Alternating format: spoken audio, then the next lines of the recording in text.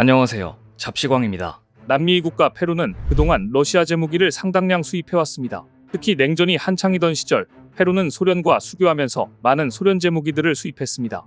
그런데 최근 충격적인 소식이 들려왔습니다. 페루 공군이 구매하기로 계획했던 러시아 고등훈련기 야크-130 구매를 취소하고 더 발전된 전투기 구매를 우선하기로 결정했다는 소식이 나온 겁니다.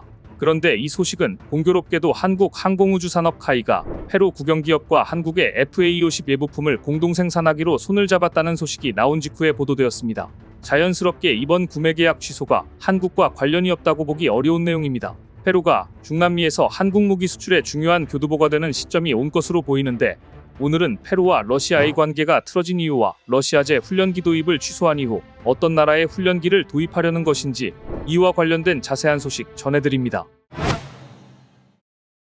페루와 러시아의 정치권은 오랫동안 무기 구매에 대해 밀월 관계를 유지해왔습니다. 페루 국가정보부장의 스위스은행 계좌 대부분이 러시아와의 무기 거래를 위해 조성됐다는 폭로가 나오기도 했을 만큼 두 나라 정치권에서 무기 거래는 수많은 뒷돈이 오가는 일이었습니다.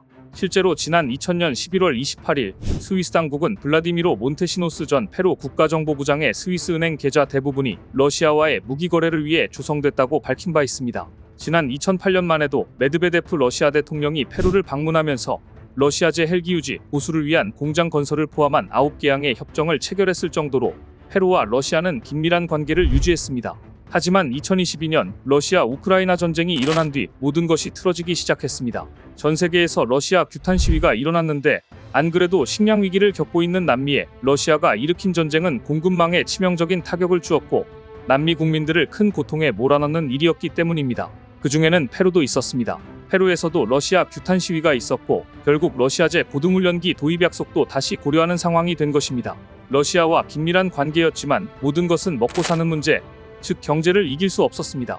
이때 의미심장한 보도가 나왔습니다. 최근 인포디펜스닷컴은 페루 공군이 구매하기로 계획했던 러시아 고등훈련기 야크-130 구매를 취소하고 더 발전된 전투기 구매를 우선하기로 결정했다고 보도해 눈길을 끌었습니다.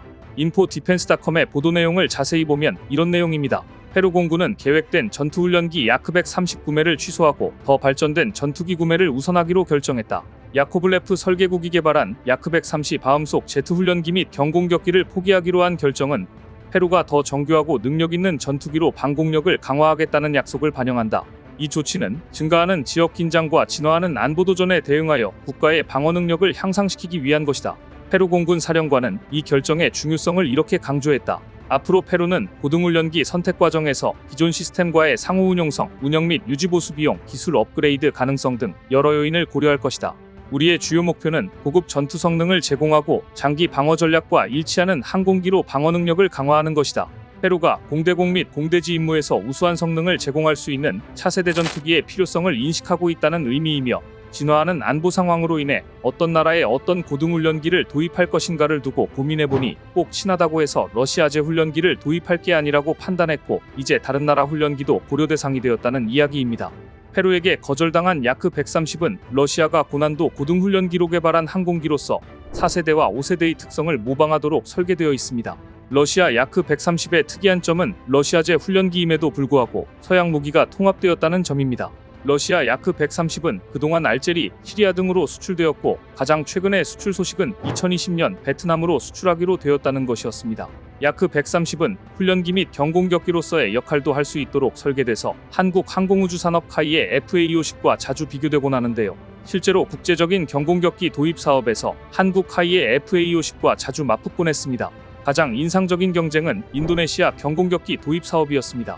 러시아 야크-130과 카이의 FA-50이 맞붙은 이 사업에서 처음에는 러시아에 유리하게 전개됐습니다. 하지만 2010년 야크-130이 리베츠크 전투훈련에서 활주로를 이륙하던 중 한쪽으로 기울어져 추락했고, 이 사건은 인도네시아 경공격기 도입 사업에 커다란 영향을 미쳤습니다. 인도네시아 경공격기 도입 사업의 막판에 벌어진 이 사고로 인도네시아는 결국 한국 카이의 FA-50을 우선협상 대상자로 결정하게 됩니다. 야크-130과 관련된 사고는 2021년 벨로루시에서도 있었습니다. 당시 야크-130이 추락해 조종사들이 사망에 안타까움을 더했습니다.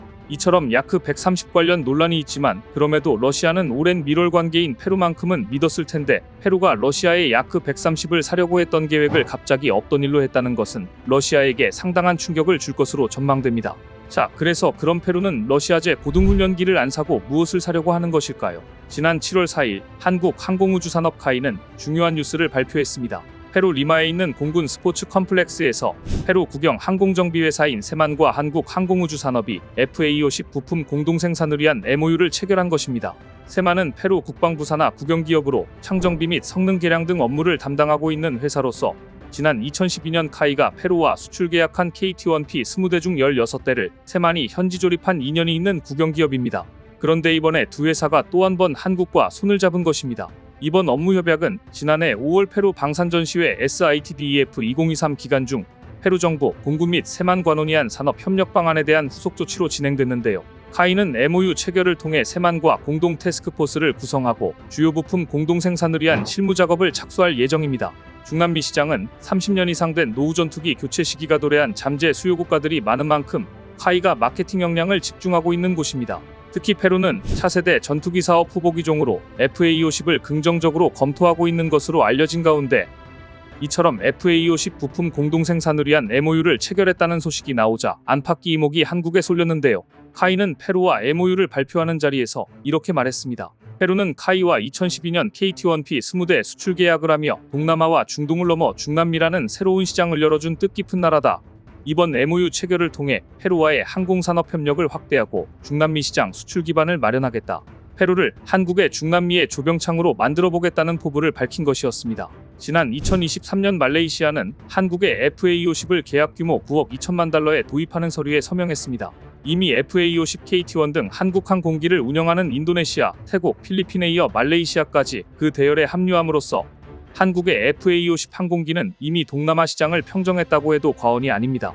한국이 말레이시아 공군과 처음 접촉을 시도한 것은 2017년 리마 에어쇼였습니다. 이후 한국은 7년 동안 공들여 마케팅한 끝에 말레이시아의 요구도를 만족시켰던 것입니다. FA50은 이제 미국, 이집트로의 수출도 유력한 것으로 알려져 있습니다. 한국은 수출 추진 단계에서부터 공군 및 정부, 방산기업과 공동 전략을 짜 계약 체결 때까지 협조했고 또 우리 공군의 블랙이글스가 여러 국제 에어쇼에서 우리 공군의 위상과 항공기 우수성을 홍보하며 결정적인 계약을 따내는 데 일조하고 있습니다. 그리고 이제 한국의 시선은 FA50의 수출을 넘어 더 큰 그림을 보고 있습니다. KF-21 보라매가 전력화되면 FA50처럼 구매를 희망하는 국가가 많아질 것이라고 자신하고 있는 것입니다. 한편 페루 공군은 현재 로키드 마틴의 F-16 파이팅 팔콘과 사브의 자스-39 그리펜을 포함한 여러 제조업체의 옵션을 탐색하고 있는 중으로 알려져 있습니다. 현재 세계 전투기 시장에서 한국의 FA50 나아가 KF-21 전투기만큼 성능 및 가격, 주요 부품의 국산화 등등 모든 면에서 경쟁력을 갖고 있는 전투기가 거의 없다는 점을 놓고 볼 때 재원 마련이 쉽지 않은 페루의 사정을 감안해 볼 때 이보다 더 좋은 선택지는 없을 것 같은데요. 페루의 신중한 결정을 기다려보게 됩니다. 오늘 준비한 소식은 여기까지입니다. 댓글을 통한 여러분들의 많은 의견 기다리겠습니다. 시청해주셔서 감사합니다.